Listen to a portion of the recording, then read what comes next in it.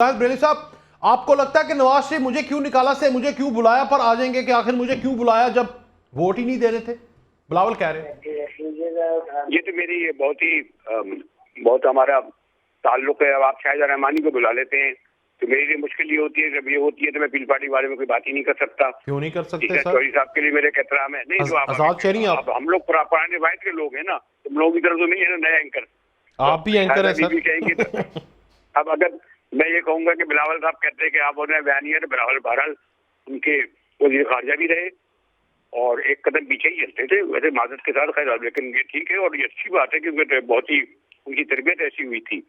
तो अब जो बयानिया कभी इमरान खान का होता था, अरे आप गौर कर रहे हैं कि उसी वो बयानिया अब बन गया है हमारे बिलावल साहब को, और जेन्युइन है क्योंकि वो देख रहे हैं ना कि किस तरह मैनिपुलेट किया जा रहा है पूरे इलेक्शन को, किस तरह 21 अक्टूबर के बाद उन्हें रिलीफ दिया जा रहा है, किस तरह एक के बाद दूसरे उसमें वो। और आप देखिए कि वो उनका अंदाज तो देखिए, यानी सिंध में जो पार्टियों के ओहदे दिए जाते हैं जी सर, ये बलूचिस्तान या केपी में वो भी बैठ के लाहौर में दे रहे हैं।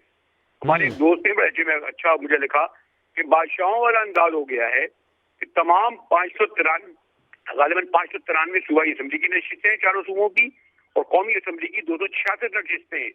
इन सब लोगों को इंटरव्यू के लिए या उसके लिए लाहौर बनाया गया और कुछ 7 दिन तक चला जाता रहा। भाई सिंध में कम से कम इतना तो एतबार करते कि कराची में आके सिंध के टिकट बांटते, आप सूबाई कौमी असेंबली के बोले कोयटा चले, कोयटा में करते, पिशावर में करते, तो हो सकता है। या तो मुझे लगता है शेख चौधरी साहब मेरी रहनुमाई कर देंगे कि शायद उनकी तबीयत इतनी नासाज है कि ट्रैवलिंग नहीं कर सकते, लेकिन वैसे तो माशाल्लाह ये है कि क्योंकि इनका तो खुसूसी तैयारे होते हैं ना जी सर, तो तैयारों में सफर करते हैं, ये भी मसला नहीं होता, गाड़ियां भी एयरपोर्ट पे खड़ी होती हैं। तो कहने का मतलब ये है कि हम ये समझते थे कि मियाँ साहब ने माजी से कुछ सीखा, लेकिन बदकिस्मती ये है कि माजी से लगता यह है कि इन्होंने 3 बार निकाले जाने और चौथी बार आने की ख्वाहिश के बावजूद माजी से नहीं सीखा। और इसीलिए बिलावल साहब ने ये कहा कि जो लोग इन्हें चौथी बार बना रहे हैं, बिलावल भुट्टो ने, वो पछताएंगे इनको बनाने के बाद, क्योंकि इनकी रिवायत ये रही है। एक तो ये हमें जब ये सबक पढ़ाते हैं अदलिया का, और क्योंकि वो तारीख से नावाकिफ होते हैं, और मैं आप लोगों को भी वक़्त अक्सर ये कहता हूँ ना बाद में भी कि थोड़ा तारीख पढ़ लिया करें। सुप्रीम कोर्ट पर हमला करने वाले आज इन जजों के बारे में क्या जबान इस्तेमाल करी, और ये कहते हैं कि सुप्रीम कोर्ट पे हमले को मानते ही नहीं है। आपको ऐसा कीजिएगा, वो क्लिप दिखाइए जी, 1997 शायद बस भर के आई थी, सुप्रीम कोर्ट पे हमला हुआ, बस के ऊपर खड़ा होकर माइक्रोफोन हाथ में लिए हुए ये हमारे बहुत ही मोहतरम काबिल एहतराम साबिक प्राइम मिनिस्टर वजीर आला शहबाज शरीफ ये कह रहे थे उसी अच्छा काम कर दिया, अभी नान कीमा खा के जाना। अच्छा जनाब, ये बकायदा नान कीमा खा के जाना, यानी उनको इसकी दाद दे रहे और फिर कन्विक्ट भी हुए वो लोग, सजाएं हुई उनको। लेकिन सजाएं क्योंकि मैंने जस्टिस नासिर अफसर गाही से कहा कि एक बार इंटरव्यू हुआ था और मैंने उनसे कहा कि 2 केसों में आपने माजरत के साथ कोई अच्छे फैसले नहीं दिए, एक मुर्तजा भुट्टो केस और दूसरे सुप्रीम कोर्ट केस, और बहुत ही बड़े आदमी है, मैं कभी एहतराम करता हूँ, उन्होंने इस पर कहा उस सुप्रीम कोर्ट में सराय नहीं दी गई, वक्त रसूल या तारिक अली जो लोग थे या मुशाहिद सैयद वगैरह थे।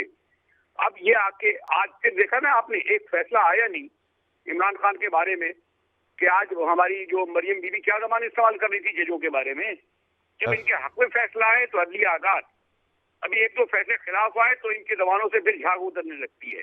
मुझे अच्छा नहीं लगता ये अल्फाज इस्तेमाल करने के लिए, लेकिन मैं ये सिर्फ ये कहता हूँ कि अगर, और ये पीपल्स पार्टी की बहुत ही मुझे खुशी है कि इनका नाम बड़े पीपल्स पार्टी की खूबी ये है कि दरमियाना तबके के लोगों को टिकट देते हैं। शाहिद रहमानी का एक बार फिर नाम जो है मैं देख रहा था कि वो सफ़े अव्वल में है, यानी आइंदा कौमी असेंबली में बैठना है।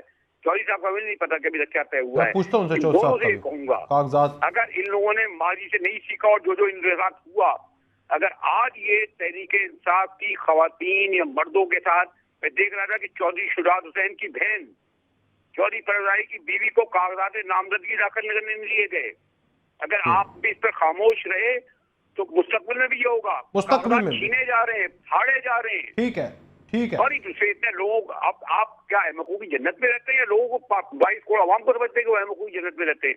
काफी हो गया वकाश।